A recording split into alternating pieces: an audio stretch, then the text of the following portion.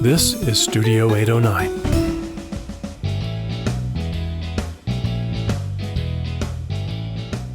Hi, everybody. Welcome to the Outdoors Hiking Bob podcast. I am your host, Hiking Bob Falcone, and you can find me on my website at hikingbob.com, which links to my social media accounts, my columns at the, what was at the Colorado Springs Independent, but hopefully someday, maybe, we'll be back. The other podcasts we've done, my photography website, and also a couple other things that are on there that may interest you, one of which is that you can sign up for my newsletter, which comes out about once a week. On usually Saturday night, you'll get it in your email box, Sunday morning on most weeks. And just basically a recap of what was done on the podcast the previous week, and also any new items that I think might be of interest for you, or maybe some follow-up on other things. It's a pretty short email, probably about a 5-minute read with links, so you can go out of that and link to other things and read up even more. So that's available to you. And also you can just send me an email from the contact me link there. And if you have a question or a comment or a suggestion for a guest or a topic, always look forward to having those. And we've gotten some really good information and good suggestions there. You can also help support this podcast at Patreon, patreon.com/hikingbob, and you can be a supporter of this website and be rewarded depending on your level of support. So we always look forward to that. So if you have any questions, comments, anything like that, just go to hikingbob.com. Today with me is my co-host, Kevin Wild Westendorf. Hey everyone, it's Kevin Wild Westendorf here, and you can find me on social media, primarily Facebook and Instagram at Wild Westendorf, and at my website, which is www.wildwestendorf.com. There you go. So Kevin, good to have you back. We have had some tremendously weird weather for the Pikes Peak region. Even monsoon season isn't this bad. So for people not in the local area, we have had a lot of rain over the past 2 weeks. We had a little respite for a couple of days last week, and then it just started up again. And the Colorado Springs Airport had 5 inches of rain in 24 hours. We're lucky to get 5 inches of rain in 3 months here. Oh, yeah. In the summer. So 5 inches of rain in 24 hours. We've had flooding. It's been quite the... we even had our power out go here at the compound about over Saturday night into Sunday, I believe it was, where we lost power for about an hour or so because something got hit by lightning. And it's not just rain. It's been thunder and lightning and hail off and on. Not the big, hard hail that does any damage, but hail nonetheless. It hurts if you're out there, but it's not going to damage your car or anything. So it's been just a roller coaster of weather. So, of course, and there have been a lot of water rescues in town. The Colorado Springs Fire Department and the county fire departments have been working hard with rescues. People driving into low areas. Here's an idea. If you can't see the road, probably shouldn't drive in it. And having to rescue people. I know the other night they had one rescue. They had a couple of cars in there. They had pulled 5 people out. We're working on taking 2 more out. Oh, wow. And while all these fire trucks are there, somebody goes right past them and drives right into the same pile of water. And guess what? They got to rescue a couple more people. Like, folks, come on. If it's rain, it takes. Here's the thing people don't know. It takes 6 inches of running water to take you right off your feet. 6 inches of running water. So what's that, up to your calf? Maybe the lower part of your calf. It's not much. 6 inches of running water will take you off your feet. I think it's about 12 inches of running water will take your car away. And there's some place here in town where your car will float away. Yep. So it's and there's one road out in the county about 20 miles east of town that I'm familiar with pretty well because it's on the way to one of our county parks, which is now cut off. That it crosses there's a bridge that crosses a creek bed, a creek that I have never seen have water in it. Oh, wow. Okay. That creek filled up and washed out the road.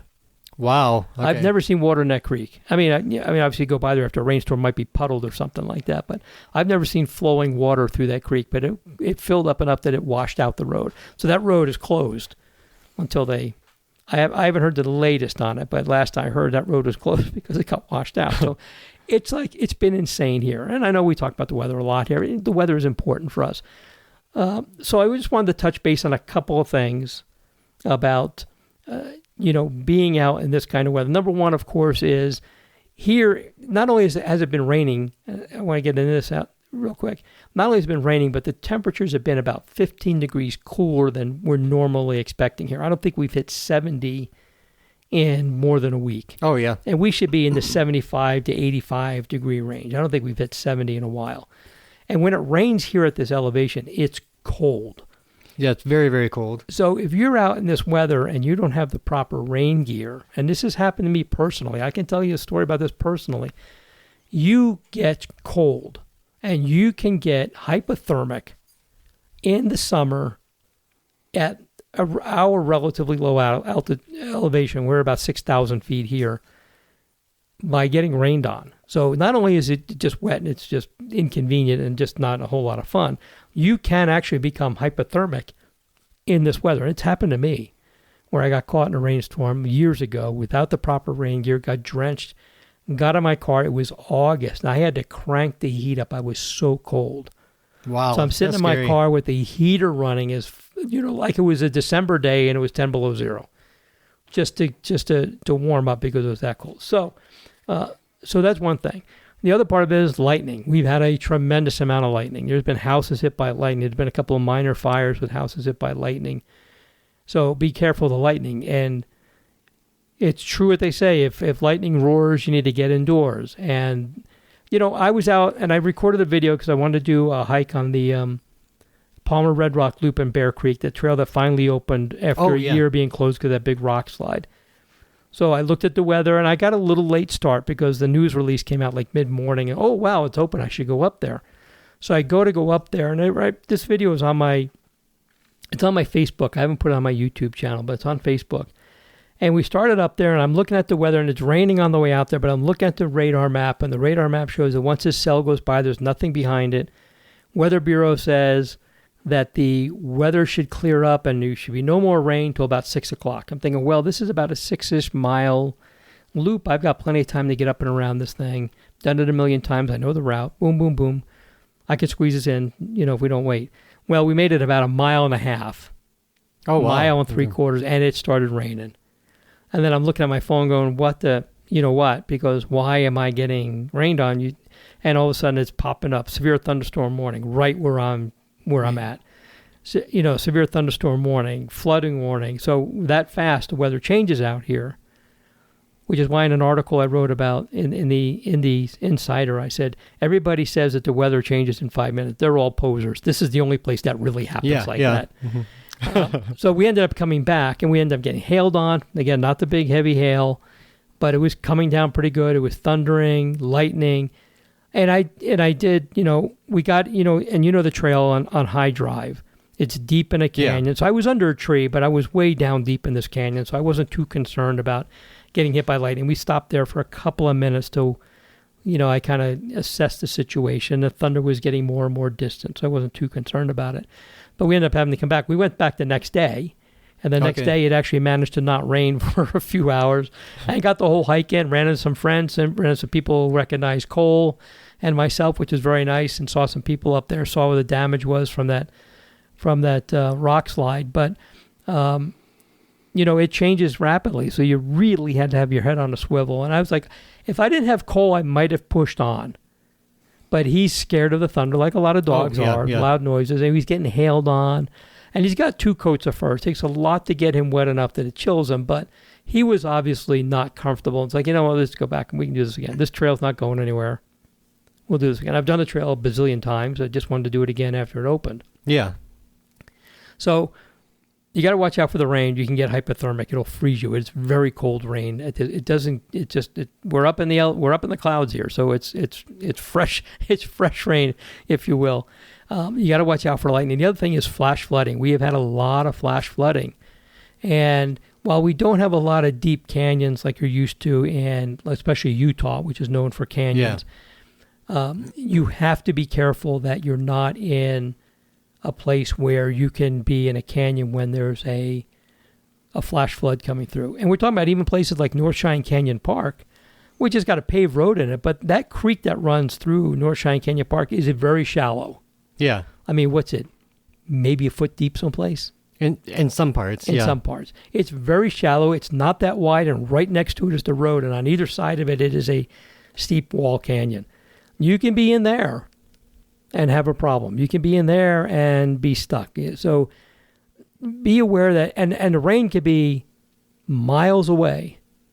Oh, true. And it could be raining and you could be looking up going, oh, it looks okay here. So you got to be aware, if you have an app with a radar on it, look at that, see where it's raining, kind of keep an eye on things. There's a lot of areas where there's no coverage, so do that before you go. So that's, the other thing to really worry about is being in these areas. There's a canyon in Utah, and I don't remember the name of it off the top of my head. It's a long, deep canyon, and it's notorious for flooding, and it's unfortunately notorious for killing people. And a couple of people died there just a couple of weeks ago from a flash flood, and it's so steep you just can't get out of it. Oh, yeah. You can't just climb out of it. The walls are steep. It's got like no angle. It's just straight up. And people got in there and they were drowned because of a flash flood that had occurred way behind them. It was raining way behind them. They had no idea, and they ended up getting stuck in it. So it's really a matter of being aware. So if you're here, it's not as bad. But if you're going to Utah or something like this in this kind of weather, you really need to be aware and pay attention to what's going on, not just around you, but 50 miles away from you, and see, and be aware that the weather up 50 miles away from you can impact what's happening to you, especially if that canyon you're in stretches for 50 miles. Yeah. That could definitely be an issue for you. So just a kind of a little thing on the weather. And then one other thing, of course, the weather makes the trails muddy. It's been interesting, though, when I've been on the trails, there have been mud puddles in some place, some low-lying places. But the trails haven't been bad. They're what I like to call sticky. Yeah, So they're not dry, but they're sticky, and your shoes come out with a little bit of the schmutz on the bottom of them. That's I picked that up from back east. Just some gunk on the bottom of them. There are a couple places where you'll end up with mud caked to your bottom of your shoes, but it's a wet area followed by a dry area. So as you walk through the rest of it, it just kind of sloughs off. The thing to remember with that is do not go around that area. Go right through the middle of it. Yeah. Because if you go around it, you're widening the trails, damaging the trail edges, damaging more vegetation. If you don't like going through that stuff, then turn around and go back or wait till a day when it's dry. We're recording this the day before it's going to air. So from here for the next week, it's supposed to be pretty dry. Hopefully. I sure hope so. I hope so. I'm getting tired of this. But this is not the last time it's going to rain here. And we're still not in the monsoon season, which comes in about another month or so. So just keep this stuff in mind when you're out there. Yeah, and I've never been in any close calls, but I do have friends who have been in canyon areas where it is flash flooding. And hearing their stories, I've got one friend who said that she barely survived because she found a tree branch or a tree root sticking out of the wall, and she held on for dear life. Like how the weather and the flash floods can come really, really fast, it also ends fast too. So she was just hoping and praying the whole time, like when is this flood gonna stop? Yeah, if you're ever stuck in a situation like that, it's extremely important to find higher ground, to find something to hold on to, because a lot of people drown because they're getting tossed around and they hit their heads, pass out, drown, and yeah, it's scary out there. And like Bob said, everyone else is a poser because the weather here will change in 5 minutes. Yep. And the other thing you remember too about flash flooding, it's not just the water. That's one thing. Yeah. The water's going to be carrying boulders, logs, tree limbs, stuff that can either hit you and injure you, or injure you and tangle you up in it and drag you down, injure you and knock you out. So it's not just, if we're talking about a wall of water, which is bad enough as it is, you think, well, maybe I can ride it out. This is water that's got junk in it. This is water that's got big boulders in it. And the heavier the rain, the bigger the boulders are, or the bigger the tree stumps and logs and all that other stuff that is with it. The garbage that comes down. And I shouldn't say garbage. It's Mother Nature's garbage, but all that stuff that comes down there with it is stuff that's going to injure you, or that can tangle you up or something like that. So it's not just water that maybe you can ride out. It's not like getting thrown out of a raft, when you're rafting down the Arkansas. And what do they tell you to do? Well, get your feet in front of you and kind of float with your life preserver on until you can get to, a place to just get out of the water. This is stuff that's got junk in it that's going to hurt you. So it's not only a matter of the water. And that's a very important thing to remember, because when you're rafting, you wear a helmet and stuff like that. When you're doing this, I don't bring a helmet. What do I need a helmet for? I'm hiking, Yeah. But it could break a leg, it could break an arm, it could injure you. So that's the other thing to to be aware of with these flash floods. I just want everybody to be safe out there and just be very careful with it. And, of course, your pets. Cole is not a swimmer. We've taken him to dog-friendly lakes where he can go in and he'll wade up to about halfway up his legs, but he's not a swimmer. I've taken him where dogs have been jumping in the water and swimming, and he doesn't want any part of it. So when I'm out there with him, I got to worry. You probably, like me, learn to swim real fast if you had to. but obviously you don't want to be put in that position. So be aware of the weather out there. Next week I'll tell you about how hot it's going to be.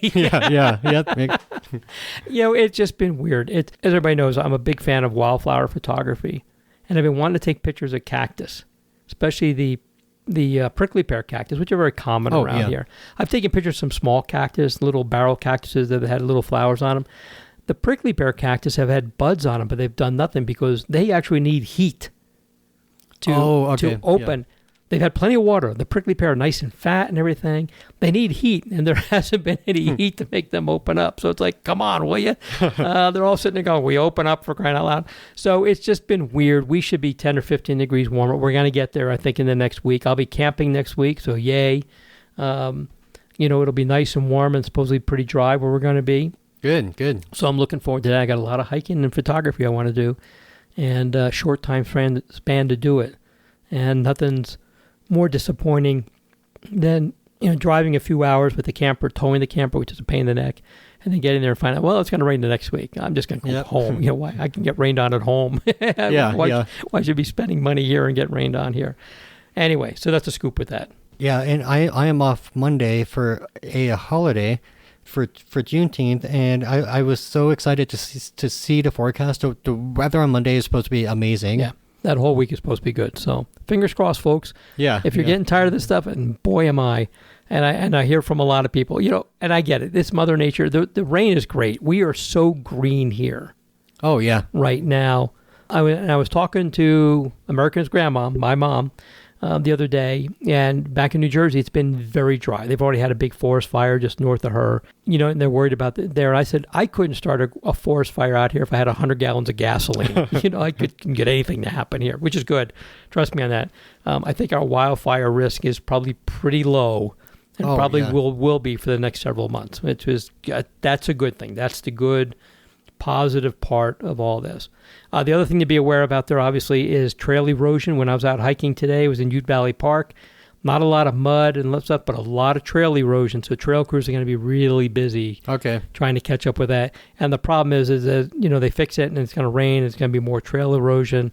So just be aware of that. Again, if it's eroded, try to stay on the trail. Don't go off the trail. So, Kevin, you and I have talked at length about people's behavior on trails.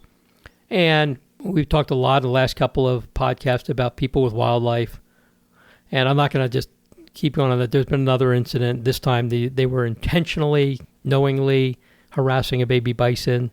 Oh, okay. The federal authorities are after these two morons. But the other thing is trail etiquette and just being good to people on the trail. Now, every time I bring this topic up, everybody points fingers at each other. The hikers say that the cyclists are jerks and they bomb down trails and they're not considerate of other people. And other people, the cyclists say the hikers, get in their way and stuff like that. And the equestrians have issues with everybody. Well, here's the thing, and I've said this before. No one group holds the high ground here. Exactly. Everybody has their bad actors. And I'll give you an example. Today when I was out hiking in Ute Valley Park, Cole and I were hiking, and I saw a bunch of cyclists, saw a bunch of hikers. We all said hi to each other and everything. And all the cyclists I saw, probably a dozen, because it was a weekday. And it was early on a weekday, so not a lot of people out there. Saw probably a dozen cyclists. They were all great. I heard them coming. I stepped off the trail so they can get by, especially if it was a narrow trail. They thanked me. The other thing I love when cyclists do, they tell you how many people are in their party. Oh, yeah. I love that when they do that. It's really nice of them to do that. But there was one guy on a cycle, and at this point, I'm going uphill, so I have the right of way. I'm a hiker. I have the right of way. And we're on a very narrow part of the trail, and it's me and Cole, so I have to wrangle a dog. And here comes this guy on a bike who just barrels right through us. I'm like, dude, man, hey, you're supposed to yield and there's not enough room. Give me a second, or I'll try to make room for you or make room for me. Just don't barrel through here. But I have to remind myself that that was the one guy on a bike out of the dozen that I saw. So keep this in perspective. But here's an issue that I was told about from a friend of mine. She was out riding her bike on the Rock Island Trail. Now, that's a paved trail. That's a connector trail, if you will. It's a major trail. It's paved. And then we're talking about the Rock Island Trail in Colorado Springs, not the section out in the county that goes from Falcon to Peyton. And even that one's very wide because it's an old railroad bed. And she's riding her bike, and she comes up behind a group of hikers, people walking. And it's a group, obviously all together from the way they're acting. And they take up the entire trail, one end to the other, one side to the other. Which is extremely frustrating. It's frustrating, but, she lets them know she's coming. I forget if she had a bell or she just said, hey, coming through or something like that. They absolutely refused to let her pass. And when she said, hey, can I get through? They turned around and said basically no. Now, come on. Yeah. And they told her they weren't letting her through because she was on a bike, which I don't know. Where they said, we don't let people like you through. And I don't know if they're talking about a woman or somebody on a bike. Regardless, come on. Yeah. And I know her very well. She's going to be very polite to people on the trail. She's a very polite person. She's not going to be yelling at them to get out of her way or anything like that. They absolutely refuse to let her pass. And they're probably doing that because they've had a bad experience with bikes. So the way to take care of the problem is to be just as bad as the person who they don't like. Instead of like, oh, sorry, we didn't see it. Just make room. I would be mad if I was a runner and you were blocking the trail. If I was a hiker moving faster than you with my dog and you were blocking the trail, I'd be mad. So come on, people. Let's not be jerks about this. It's a big, wide, concrete trail. Is there some reason why your group has to take up the whole damn trail?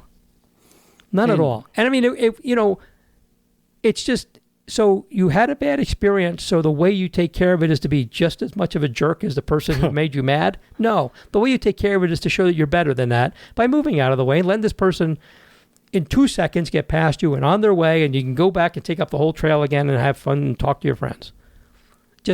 She was upset about it. She goes, I don't know what I'm supposed to do. And I said, well, you're different than me because my handling of it would have been a little different. But I'm not saying it would have been right, but it would have been different. But in any case, I hate it when I see people pointing a finger at each other thinking they're superior.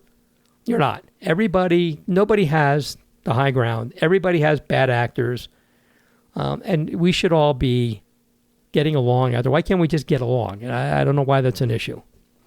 I could probably count more times I've dealt with a jerk hiker than I have a cyclist. On the trails, but because I hike, so I'm going to run into more hikers. So that makes sense. There's been a couple times on really, really narrow trails where I had to set my backpack down to get something, and someone on a bike is just flying down and not making any effort to slow down or yield, or especially if the trail is narrow, then I don't have a whole lot of room to go to. And I was also reminded on that same trail that I experienced that there was a group of I would say late teens to early 20s who were sitting in that narrow part of the trail having a snack. And I'm walking through, and I go, excuse me, and they just didn't move at all. I may or may not have kicked up some scree into their food when I was passing around them on quote-unquote accident. But, man, it's just... We're not endorsing any of this behavior. Yeah. But, yeah, it made me really mad because, like, first you picked a really bad spot to sit down, and then just didn't even attempt to move or acknowledge me. I also run into a lot of issues with hikers who are in front of me, and I'm obviously a lot faster, like what you mentioned earlier, because there's been a few times where they act inconvenienced and kind of like scoff a little bit when I say like, hey, excuse me, is it okay if I pass you and stuff? And this is when they're fully aware. Like, I've seen them look back at me, make eye contact, or they're fully aware. I'll sometimes step a little bit louder just to make it like audio, like clomp your feet a little bit. Yeah. Like just, all right, guys, like you can obviously hear my footsteps. But yeah, if every group is going to have bad actors, just like how every group, there's there's the elitist ones who their main focus is to have the best hiking gear, the best bike. And then you have everyone else who is out there for the love of nature, exercise, fresh air and all that. And so I've been kind of the same thing with people having snacks, and they sit there on the side of the trail, pick a narrow part of the trail. Hey, go another 20 yards down the trail and find a nice wide spot. Yeah. And they're sitting on the side with their legs sticking out in the trail. It's like, come on, really? You're not being considerate to other people. And then they look at you like you have the problem when you ask them, excuse me. It's like that's not being good. And when somebody's behind you and they're not part of your party and they're behind you, let them pass. And they're getting closer and closer. Hey, I don't want them hearing my conversation anyway, so let them pass. It's like they're probably people who are the road ragers on the highways too. Yeah. I should talk to State Patrol about that. I should get $1 million grant and do a study about people who have road rage on the highways and how inconvenienced they act to other people, or how poor behavior they have on trails. I bet you there's a correlation. Oh, I bet too. I will almost guarantee that. I should get a grant. They hand out grants for dumber studies than this. I could probably get one. Yeah, come on. Let's all get along out. I just don't understand why you have to be. Now, the other thing I'll get on is people with speakers on their. Oh, I cannot stand that. Now, to be fair, some people have had them turned down a little bit, so they're not blaring. You really don't hear them till they get by. I can kind of live with that. But when you can hear the music 10 minutes before they get there, come on. Yeah. There's ways to not have to hear that. And I get not wearing earbuds, and we've talked about the bone conducting headphones I have that you can still hear. There's ways to put just one in and not two, and set your whatever you're using to mono so you're not missing anything. There are ways to work with that. But in any case, I just don't get it.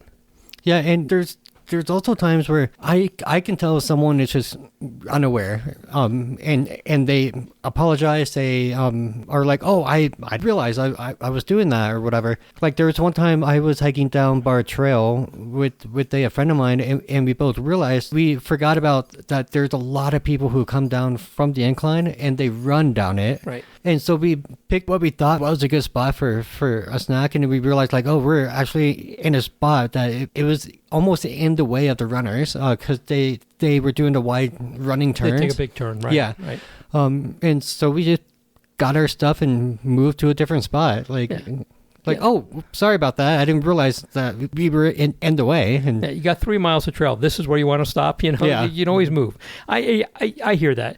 And like we talked about when we talked about crime in the parks, I also recognize that if I might be too close to somebody and maybe they might feel uncomfortable with me being there, they don't know who I am, I make an effort to either slow down or get past them stuff like this. Be aware of the effect you're having on other people.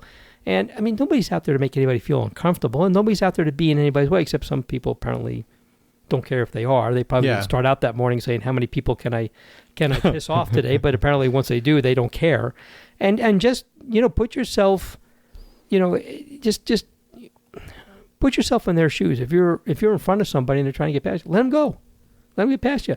They may be training for something, so they need to keep up a speed. And obviously, I don't want them just blowing past you and knocking you down or anything like that. Oh, yeah. It's a two-way street here. Everybody's got to be good to each other. So it kind of drives me a little nuts when I hear these stories about how people behave. So let's just try to get along, for crying out loud.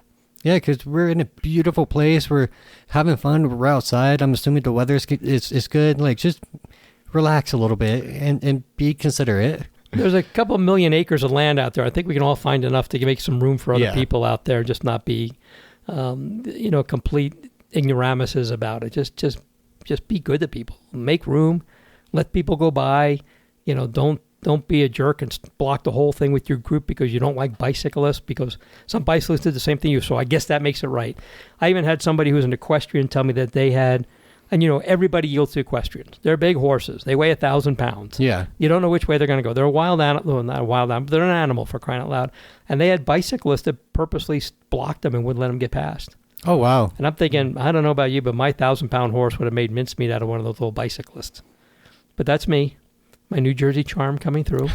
I'm not endorsing that kind of behavior, but I'm definitely, handle it. They probably handled it better than I did. But in any case, there's just no room for that kind of stuff and no reason for it. There's just no reason to behave that way. There's a lot of trails that are going to have narrow spots and wide spots and stuff. So when I get stuck behind a bunch of horses, I'm not going to try and squeeze through them because it might spook them. Right. It becomes a safety issue for the horse, the rider, and me. So I just wait until the trail gets widened apart, and I just go around them. Right. Like, there's plenty of room to do that stuff. So anyway, today's word of the day. I think the title of this episode is going to be "Can't We All Just Get Along?" Yeah. I think that's what I we're like going to that. call it. We don't have a lot on today's topic list for this podcast because, well, we've all getting rained on. What a mess. I do want to say that Mountain Chalet, the oldest outdoor outfitter in the city, and probably one of the oldest ones in the state here in Colorado Springs, Okay. has a series of speakers that they bring in. I will be doing an event on June 29th at 6:30 at Mountain Chalet about the Cotrex app and how to use it and little secrets and stuff like that about it. It'll be about an hour long. They do ask that you RSVP, so there will be a link in the show notes, and I will have a link in this week's newsletter. And even if you don't want to subscribe to the newsletter, by the way, if you go to the website, there's a link there where you can read all the archived ones. So if you don't want to subscribe, you can do that. But, go ahead and subscribe. I don't spam you. That's the one thing I send out a week. Rarely ever do I send anything out midweek. I think I've done that twice in the years I've been doing a newsletter.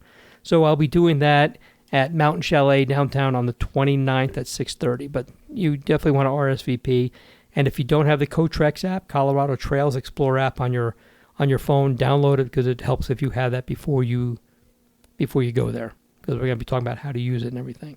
So, Kevin, you got anything else?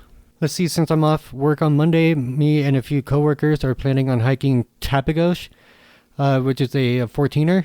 Okay. You going to be able to get up there with all this weather?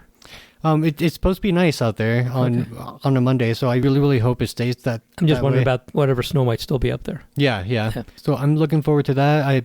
I'm generally not what's called a peak bagger, so I don't care that I've got to hit every 14er, but it's fun to do with friends. Sure. Fun in a relative sense because you're still hiking up a 14er. Where in the levels in the range of difficulty, where does this one fall? I think this is supposed to be a moderate one. Okay. And it's class 2 in some parts. So. Okay. Well, that's not bad. Well, for next week, we already have an interview that I have recorded, so that'll be next week's podcast, and I will be away, so that'll be just ready to go. So the next time we have you on, we'll definitely want to talk about your experience doing that if the weather doesn't change. Yeah. And you get up there. I think that's the only thing that's going to stop you is the weather changing, which it doesn't look like it's going to. It's going to get better from here. So when we have you back on, we'll definitely talk about how that went for you. And I'll be doing some campings and doing some hiking. Oh, that's right. When we get back, I'll talk about that too. So we'll have a lot of notes to share about places we've been in the next couple of weeks. Cool. I'm looking forward to it. Great. Well, everybody, a short and sweet one for you today. I think we're just going to make it just about a half an hour. With that, we'll say thanks for listening to the Outdoors Hiking Bob podcast. We'll talk to you later. See ya. Before you go, did you know you can rate and review our Studio 809 podcasts? That will help us because our egos really need to have thousands and thousands of listeners. But that helps our wonderful sponsors reach more ears too. And we do love our sponsors. So just go to Studio 809 or any individual 809 podcast in your iTunes or podcast app and click on ratings and reviews. Thanks.